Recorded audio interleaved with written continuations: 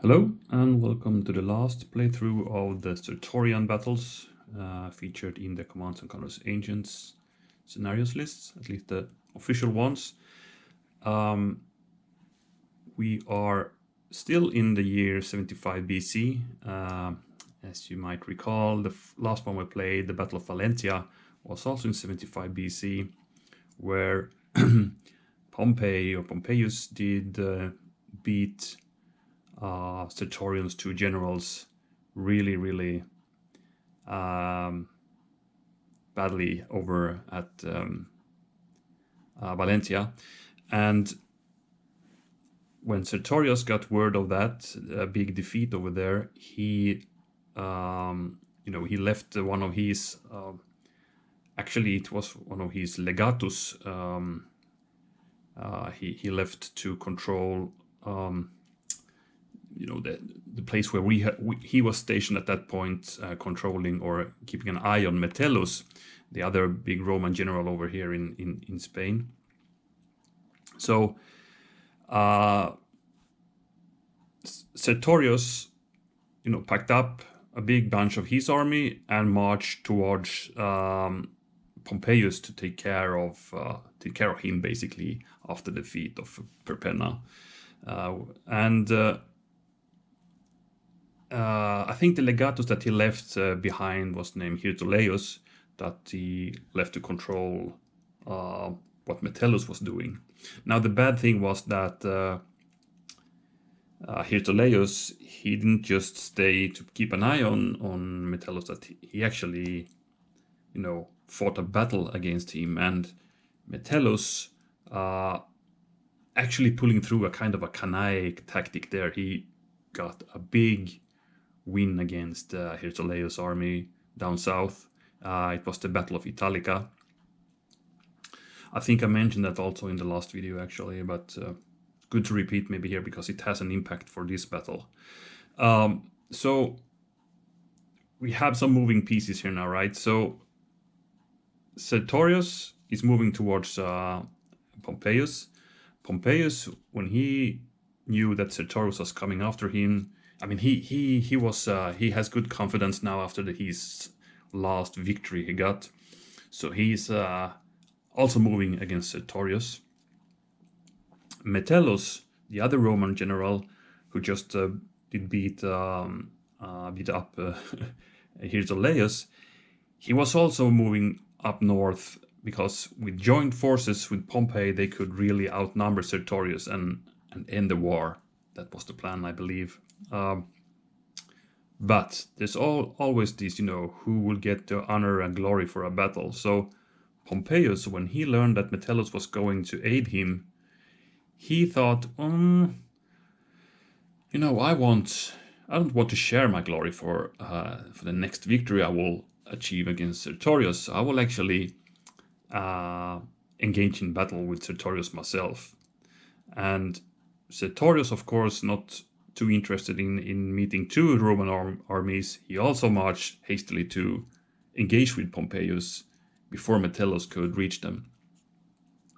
So actually, when this battle took place, then later on, Metellus was pretty close. I think it was like a one-day march from Sucro, where this battle took place. Sucro, by the way, is a river. I think there's also a village or town named after the village. So it's in that vicinity we are seeing this battle happening on the east coast of Hispania. Again, not too far from the other battle scenes we have seen in the two last scenarios. Okay, so the two armies arrayed, and now we have Sertorius had his real veterans with him. That's reflected by these heavy infantry units here on his side, and Pompeius' army is also lots of veterans there. So two really good quality armies now facing each other here at Sucro. So the battle, the array for battle, it started. It was a hard fight because they were pretty even. both in quality and numbers, I would believe. And I haven't seen the numbers of it, but looking at some, kind of at least this order of battle and at least and so forth, it looks like they are pretty even, right? So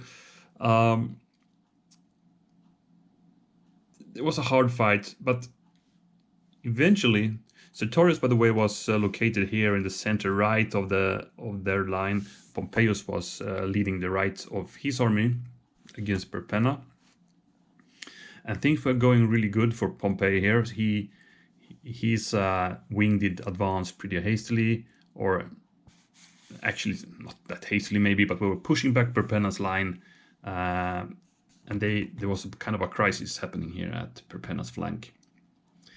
Sertorius eventually got word of that, so he had to.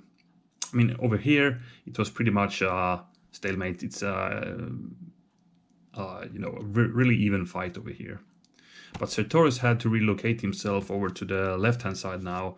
I think he also brought some troops with him to try to hit the flank of Pompey, who was pushing pretty far into the lines of the Sertorians at this point. And that was a success. They got hit in the flank and started to waver. The Romans were. And it more or less turned into a panic later on. And Pompey, this could be a pretty big change in history or what will happen later on, because Pompey was very close to become a casualty at this point. Even his horse was captured by the Sertorians, but he actually got away on foot because, his horse was really, expensively equipped, and it was a good breed and all that, excellent horse. So as the captors, just tried to got control of that horse and making sure they got it, Pompey was able to sneak away there and run by foot. So he went on with his flow backwards towards the Roman camp.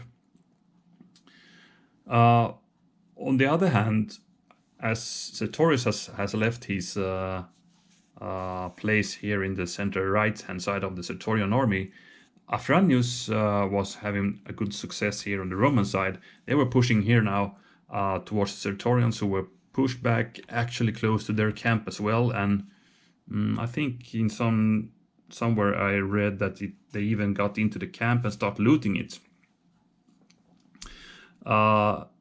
So this was a real kind of a swing door effect happening here in the battle.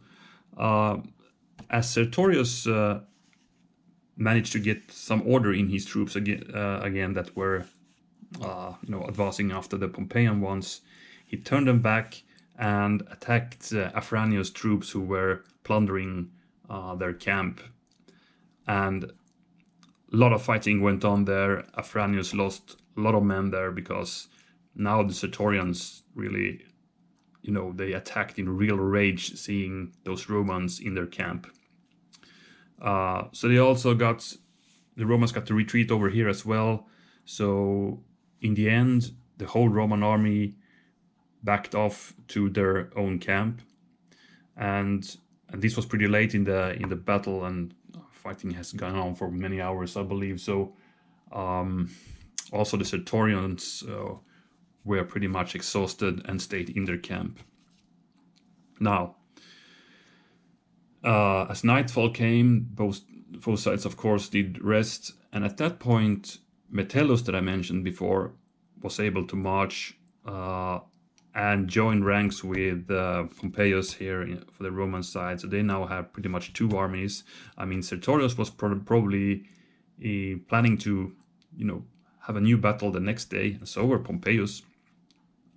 Also was Pompeius, but now Metellus had joined. Now a lot of reinforcements on the Roman side, and Sertorius, being, a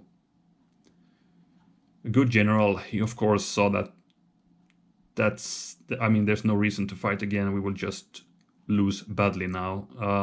Some fresh troops on the Roman side appearing. So he actually left the field and went on to his allies in Celtiberia. up in the mountains there, where he couldn't be really reached by the Pompeians or the Romans. And well, he went back to the the old what is called irregular warfare over there in the mountains, guerrilla warfare and all that, and hitting supply lines, and which he did earlier in the war as well.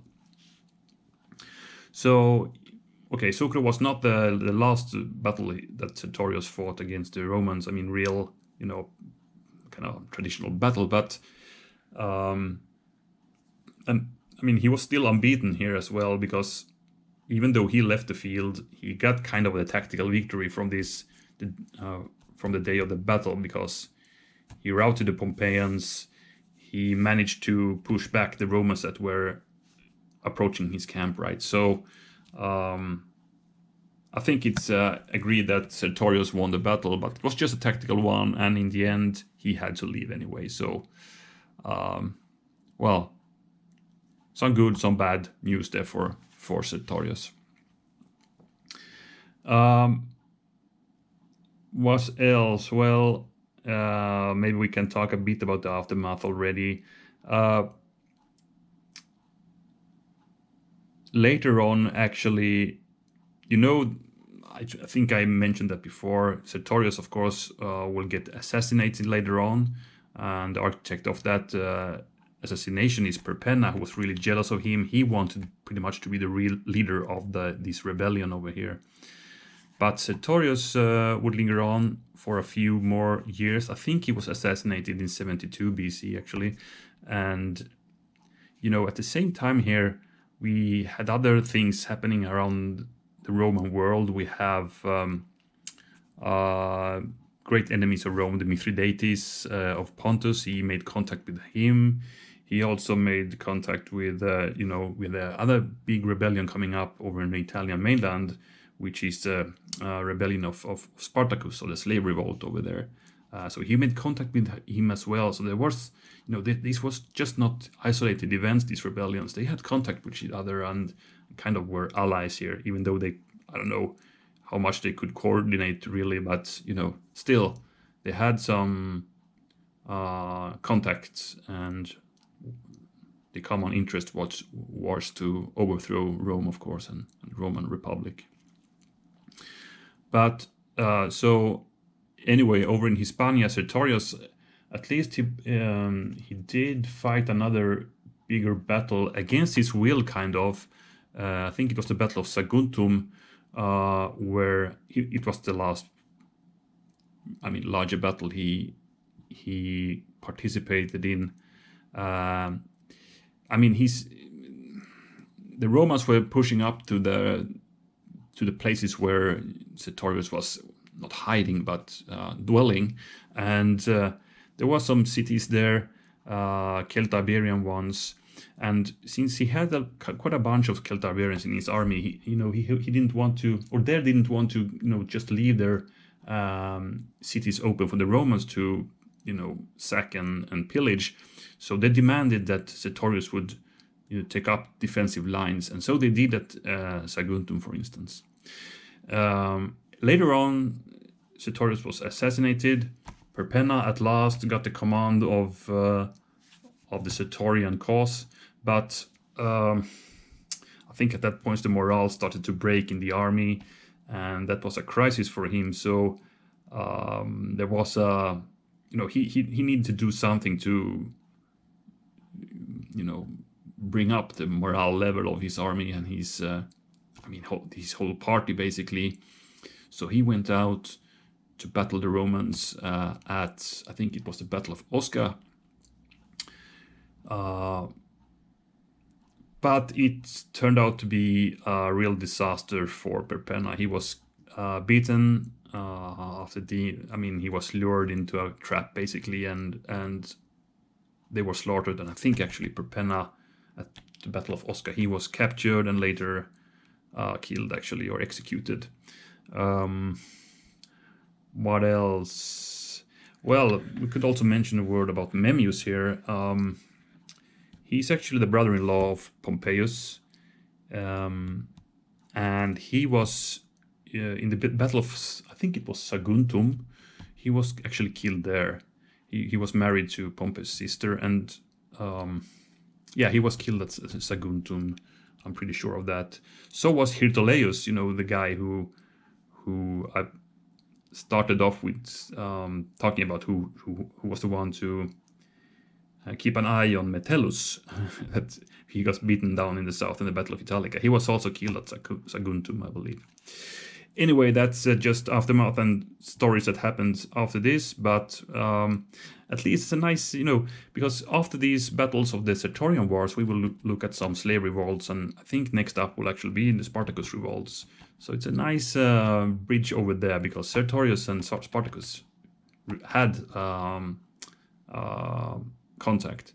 I think, though, the correspondence, the letters between Sertorius and his, you know, allies were burnt by Pompeius at some point, actually, when Perpenna got caught. Anyway, that's side stories. Let's continue with the Battle of Sucro. So we know the story about it now, so let's check out the War Council. So Sertorian army will, of course, be led by Quintus Sertorius, and they will have 6 command cards. Pompeius will only get 5 command cards, so Sertorians will have 1. Then, what else? The Romans actually move first. We will fight till 6 banners.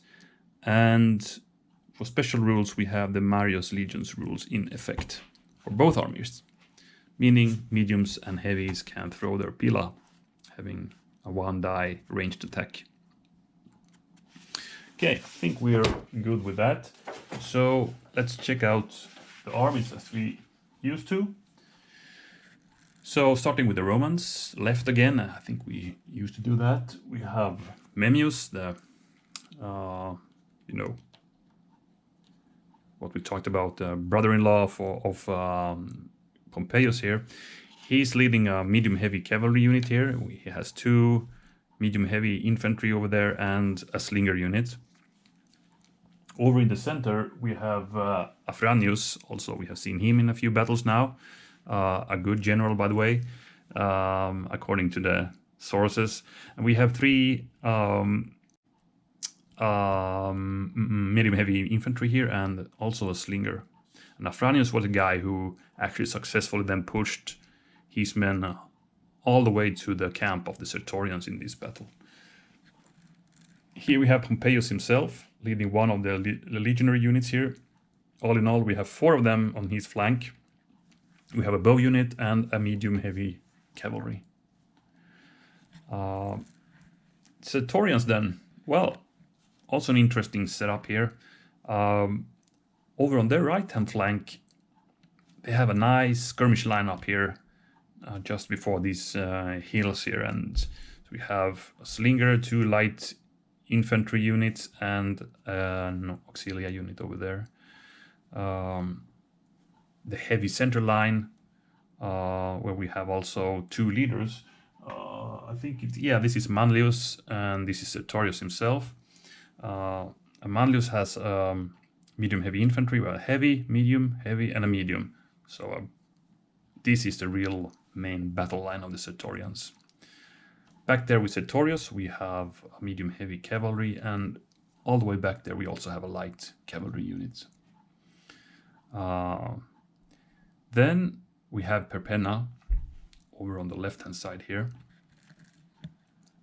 And that's 2 auxilia up front with a slinger unit. And then we have also 2 medium heavies here to back up the line. So that's all. And I must say, I like this setup. It looks really nice. It looks like a real big, epic battle here now with lots of units and of different quality. Not that much cavalry, but we are kind of used to that with the Roman battles, right? Not that much cavalry units here, but loads of these infantry and different styles and types. No warriors though on either side. I just saw that now. Anyway, for some tactics then, well, starting off with the Romans. I mean, the Sertorians have these heavy fist in the center there. So we might not want to just march up with Afranus to meet those, because then we will get whacked, I believe. So I think the key to this battle is on the flanks for the Romans.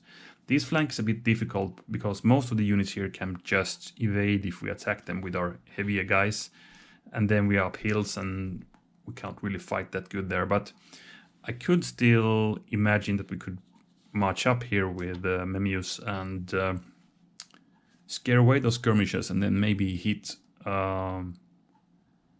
Manlius and those guys in the flank here together with Afranus, because then we have a chance to hold them. And just the wording saying to hold them, I think, is a key here. I mean, here we are really happy if we can just fight it out and have kind of an exchange happening, because I think here's the Romans wish they should grab the most of the banners, because here they are really in, the stronger force compared to Perpenna over there. So I would like to see a quick march up here when Pompeius himself. We can do that under the protection of some bow fire, even though we have some good skirmishers waiting for us over there, so we might lose a block or two when marching up, and then try to hit those guys. There's less of these units of the lighter side here who can evade. We have Auxilia, so we can just, if you can just reach them, we can engage them in battle. We will of course probably want to or need to engage also these guys, and hopefully at that point we have the other Romans up here fighting those guys, so we can roll the flank eventually. That's the plan. Of course the cards will dictate that as usually, but I hope we get a few good cards. We could also close the lines pretty easily here, and we could march the whole thing up during line commands. As for the Sertorians then, well, I think, I mean, over here, of course, we just like to skirmish it out. The Romans are really the underdogs of the skirmish forces here, so we are pretty happy to have some ranged fire happening as long as possible as the Sertorian player. The Romans have 3 of the long-range skirmisher type units here, but we have the numbers. I mean, if we can also get the Auxilias up and to throw the javelins, I mean, the Romans will lose that fight. We also have that light cavalry there who could participate in the skirmish fight.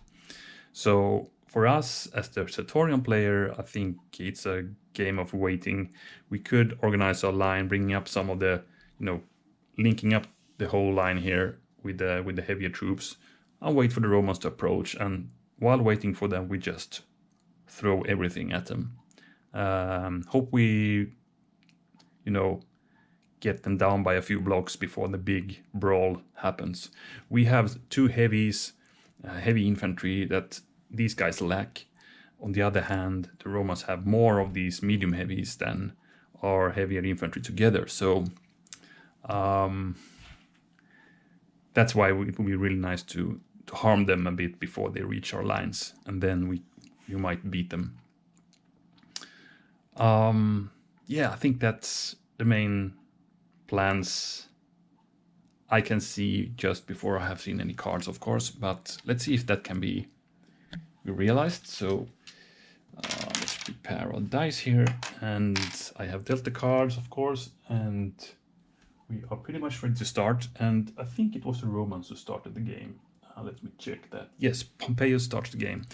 I think I mentioned, but we have 6 banners to victory in this battle. As I think that was the same thing in the last one. So let's see the Romans card. The Romans cards in slots A and B, and we have 2 units left. Okay, we can maybe start pushing back those guys. Then we have light troops. We can start up with some nice skirmishing here from the start, but we need to roll for it, of course. Okay, that's a C or lowest order count.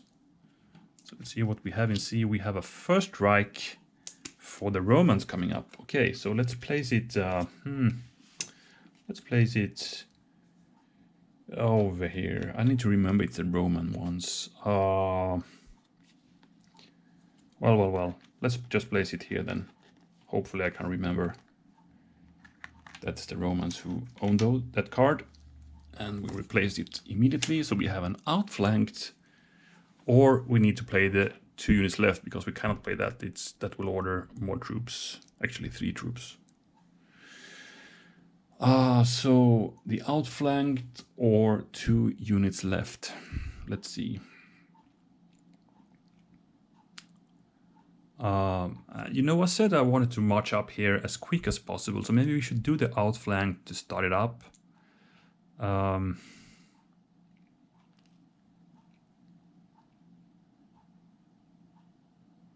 Yeah, basically I think I do the outflanked. And that first strike is really nice to have in our hand as well. So we're gonna fire from here, we're gonna move up these guys to link the whole line together. Unfortunately, we cannot link the center and the right with this card, but we will move up these guys and we will move up the flanking infantry there. Yeah, so these guys move up 1, they can fire. The medium heavies also move up 1.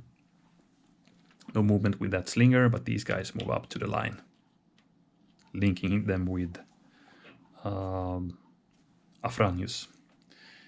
Then we have some fire to do. These guys didn't move, so they have 2 dice, and I choose my target to be that slinger unit. It's not supported, you know. Well, we didn't hit him, but sure got them running up the hills. Then we have a 1 die attack against the other slinger here. Would prefer to have a flag there as well, but no, nothing there.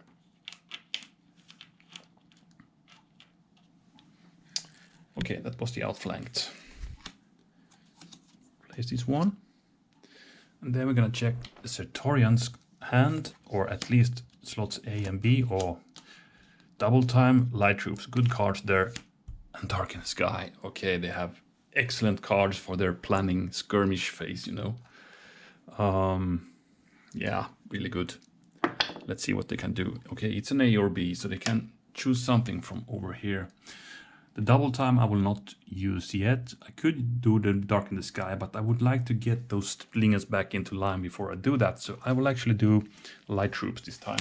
And that means I can order 5 light units. I will bring back those guys. I will fire here.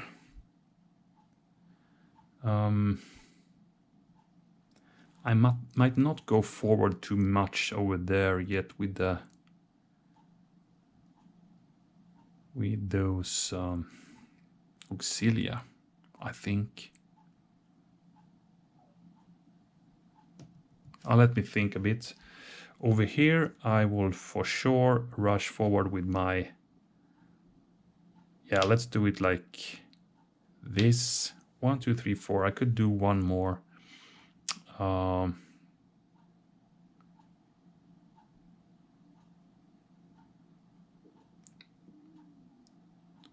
I might bring forward my light cavalry to the line. Maybe not. Maybe I could leave that as a kind of a reserve there instead. Let's see. I'll choose that guy instead. Okay, so the slingers rush forward. These guys will also go forward. And those guys stay. So nice skirmish line here now that will battle it out. So I start from here and I will target actually the medium heavy infantry over there. It's 2 dice as they didn't move. And there's 1 hit. Important hits for the upcoming end game, you know.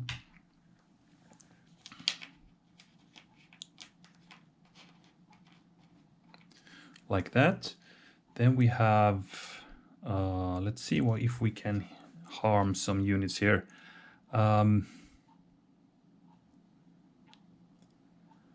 Starting from the slinger unit against that medium heavy there, it's 1 die. Nothing. The light infantry, same target. And we got a hit. As I said, important hits early on here now. Next one, let's try the same units. Nothing.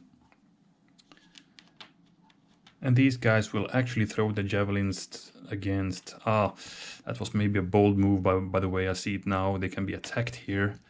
So let's try to hit them first. That's Afranus legionaries there, but they missed. Well, they can get hit pretty much. I forgot that these are actually auxilia, so they cannot evade, you know, if these legionaries rush forward. Let's see. But that was the light troops of Sertorians. And we go back to the Romans. We have an A, B, or C card to play. 2 left, light troops, or a line command.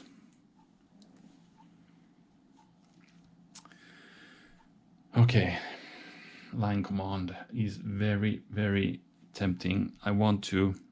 The thing is though, I want to move both these and both these forward. I would like to do that. It's a pity they are not linked right now, and it's a pity I cannot link up this turn and then do the line command, because I don't have any card to link up the units at this point. That hurts a bit. But so I need to decide here, or I play 2 here, or I could also do only light units. But you know, okay, it's a bit gamey, but I know they have the Dark in the Sky in their hand right now, so I want to prevent those guys from utilizing it. So I think I'll play the line command on this section, meaning Memmius and Afranius. So I'll play that line command and we go from here. Now we're gonna scare away those skirmishes and hopefully also get a nice hit on those guys. So the slingers will not move at this point. And here...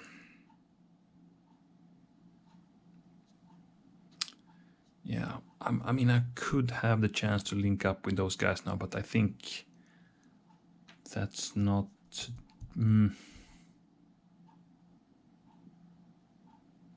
Okay, let's do it like this. I'll move at that direction anyway. These guys will probably not move. I will move here. I will move here, and these guys come to support the line. Like that. And these guys, they could still move 1 hex.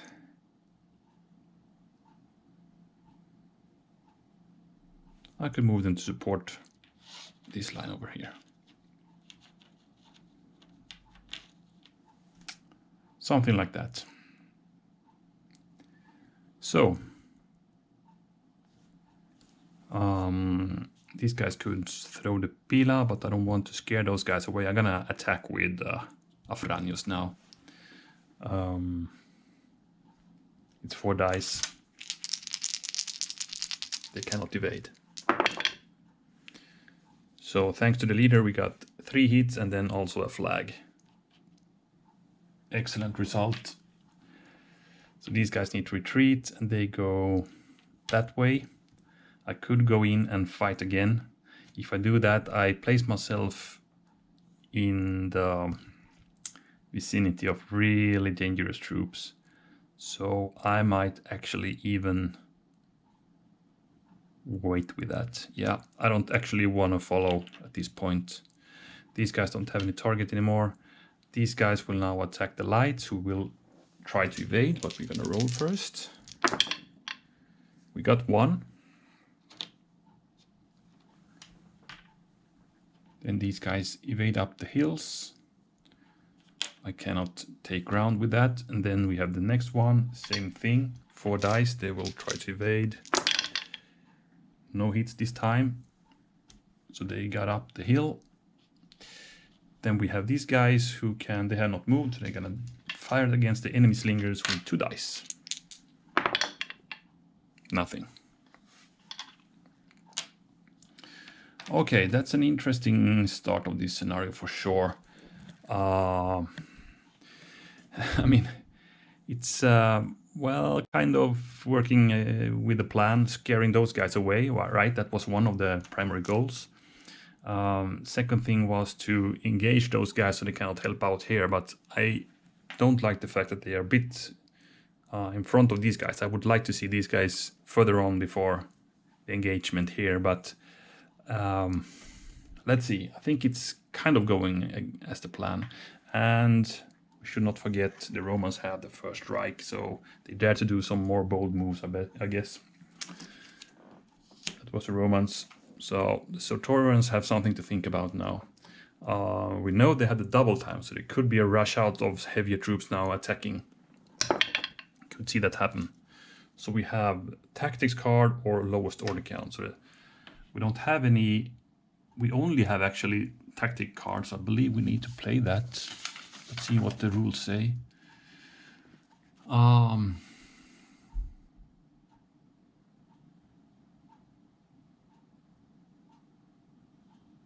think I need to play one of these. And of course, both are nice, but you know that Dark in the Sky is not that valuable right now since we got pushed back, so I'm gonna do the double time. So this is a bit crazy. The battle with the heavier troops went on really early now. I wasn't anticipating this to happen this early, so I'm gonna choose 4 units and engage the enemy with that. 1, 2, 3, and 4. This is cool. So it's actually Manlius, very manly, doing a very manly attack here.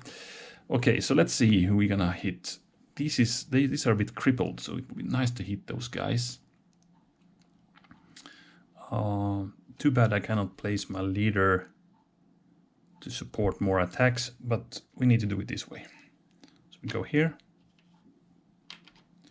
We go here, here, and here. Yeah, that's what I'm gonna do.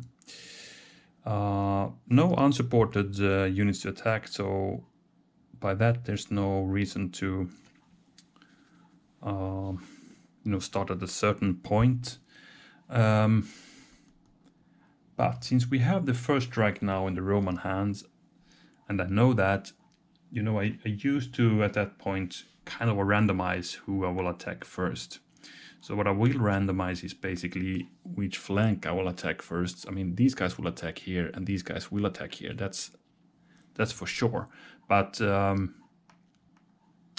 don't know in which order. So I'm gonna randomize that by a die row. So this is 1, 2, and 3, 4, 5, and 6. So it's 1. So Manlius will do the attack first. And thus we will check if these guys will do the first strike or not. So if I roll a die, and if I get anything that would affect these guys at this point, they will play it. And to affect those guys at this certain point, they will either need to roll a blue or the sword symbol, because the flag will not affect them. So that's not an effective hit. So I will see if they play their first strike or not. It's a red, so they will actually not play it. So we let Manlius do the attack. He will attack with 4 dice. And he managed to get 0 hits on the Romans. Oh man. So this is, seeing this result, I mean, it was a good thing we didn't play the first strike, because now we can get the free attack against Manlius, more or less. But no leader support on the Roman side here, so we got 1 hit and a flag. Okay, wasn't hit too bad anyway. So we're gonna check Manlius as well. He's fine. Okay. Then I think the next attacks I would do is, I think it would be from here to here actually. So I'm gonna check if the first strike will be thrown or not, or played. Actually, in this case, they are adjacent to a leader, So a leader symbol will actually affect these guys with a result. So this means they play it now. So the first strike is played, and these medium heavies will attack first against those heavies. Let's see, 4 dice. And we have leader support. That means, ouch, 3 hits. 3 hits on the heavy infantry there. Sertorian's veterans took a big blow here. But somehow they managed to keep their lines for the attack anyway, so they will actually battle anyway. They were not scared away or killed off entirely. So here comes 5 dice, no leader support. So bad roll again from the Sertorians, only 1 hit actually. That's not too good. The die rolls are on the Roman side so far, that's for sure. Now's the question. We have 2 units who could attack here at the same target here. I mean, that's Afranus guys. So, and we have the crippled one over here. Question is who we should prioritize. I mean, I could get 2 hits in there. We could perhaps kill this unit and get a good leader loss check on those guys. So, yeah, I think I will attack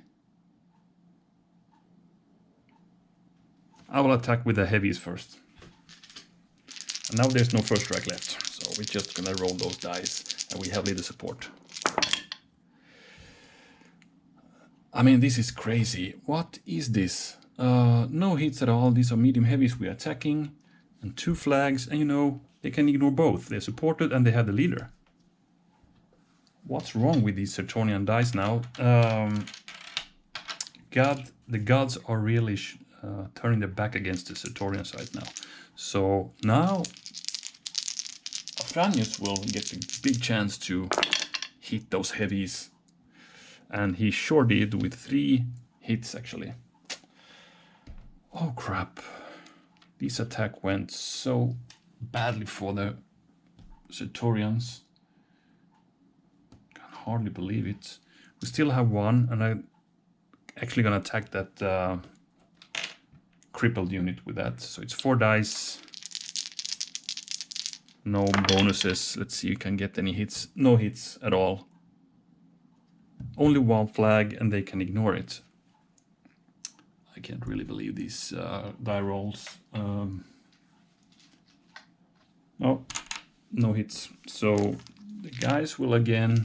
The Roman guys will now retaliate, and I bet they will hit hard. Yes, they got 4 hits. 4 hits in because they are adjacent to Afranus, thus eliminating the whole legionary unit of the Sertorians, and by that also getting the first banner. Okay, it feels like this is going to be a quick battle right now. I mean, this went so badly for the Sertorians, I can't even believe it. What on earth can I do? I mean, their main force has already been pretty much wiped out. Yeah, crazy. Okay, we replace a card for Sertorians. I really feel bad for them. But that's how it goes when we have the dice gods having their, you know, meddling around here. So we're gonna see what the Romans can play then. It's an A or B card. 2 units over here, or the light troops, and I'm sure they don't want to play the light troops now. We want to kill off some units, so we're gonna order 2 units right. It will be these guys, and it will be these guys. And let's test our luck against Manlius with the flank unit here. 4 dice.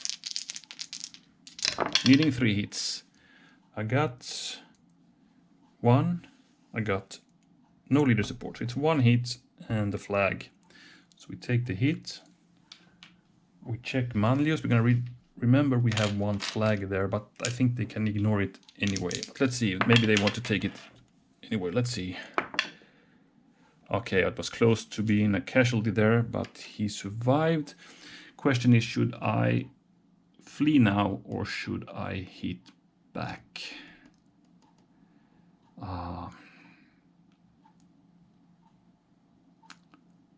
What the heck. I'll stand my ground and battle back 4 dice. I mean, we have the leader symbols as well. We got 2 hits on the Romans. They are also still standing.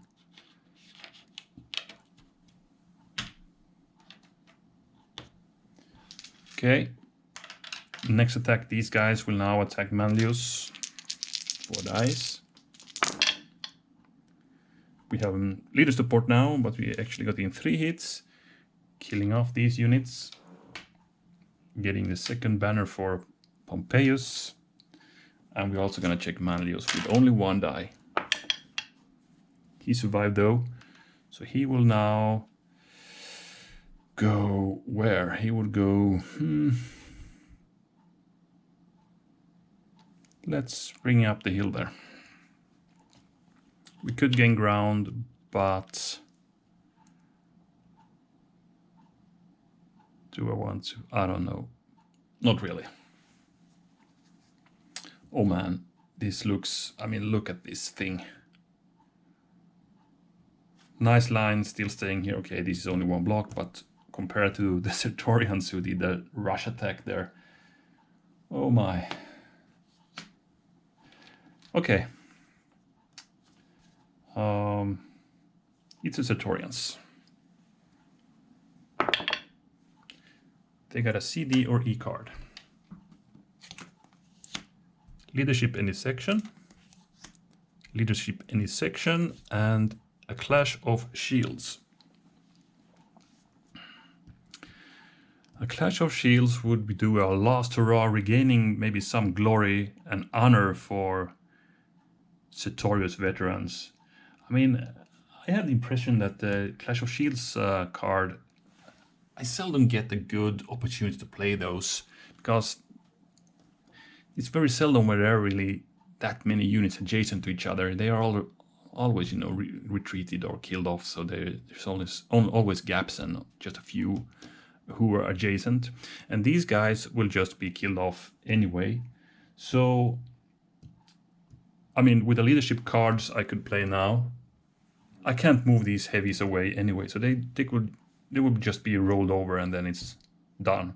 So maybe they can do a last hurrah here now and do some nice effect on crippling the Roman line as well. So I'm going to play the Clash of Shields at this point. So I get 2 extra dice, so it's actually 7 dice each, and that's amazing because that's all the dice I have actually in the set. Okay, let's see how this will...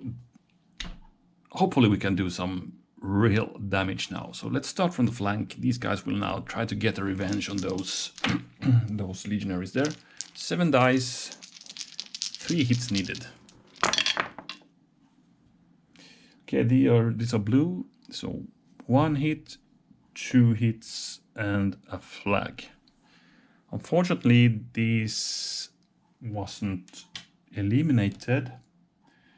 And the flag they can ignore because they are supported. So I will stay in the line with the legionaries of the Romans and battle back. 4 dice. 1 hit needed. And there it is.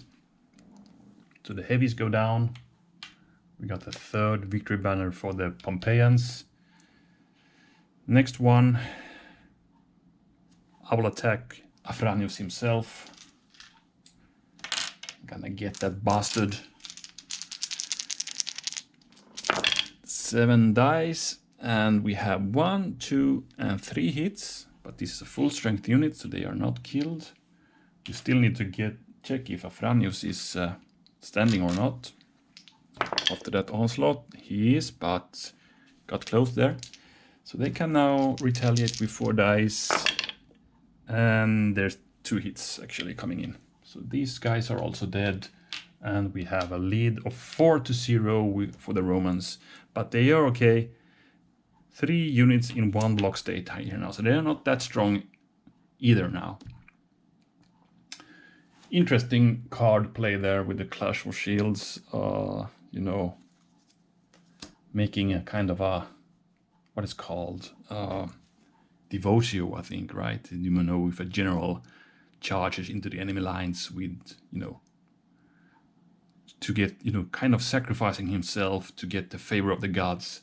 That's what these legionary veterans did now of the Sertorians, hoping the gods see their offering and turn the tide of this battle. I mean, it's not over. I'm not giving up with the Sertorians yet, but I must admit my Sertorian side morale went down quite a bit after that double time.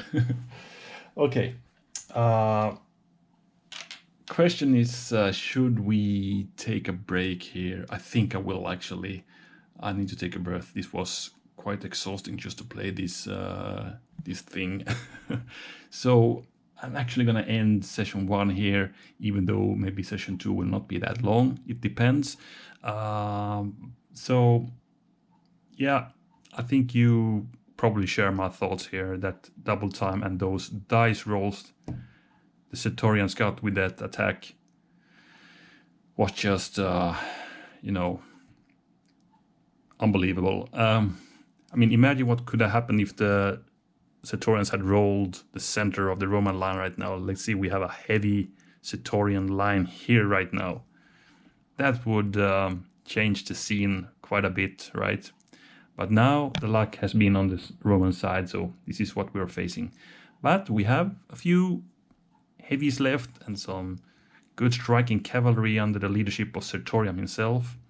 So we have some stuff to do still. We could harvest a few banners here for sure in the coming battles. Okay, that's it. So hope you did enjoy it, even though it has been quite one-sided so far, 4-0. And yeah, thanks for watching, and hope you'll be back for part 2. Bye for now.